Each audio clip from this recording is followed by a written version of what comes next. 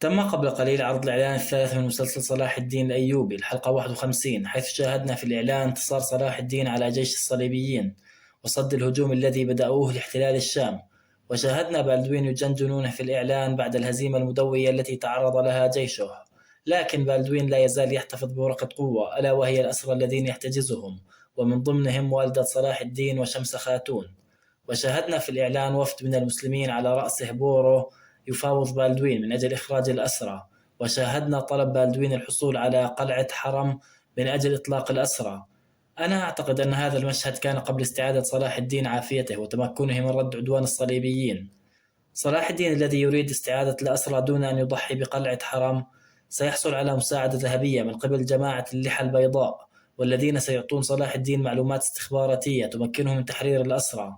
بالنسبة لباليان، فأنا أعتقد أن صلاح الدين لن يقتله، بل سيسمح للصليبيين بسحبه وعلاجه، وبذلك سيكون قد سد دينه لباليان والذي أنقذ صلاح الدين في بدايات الموسم الثاني.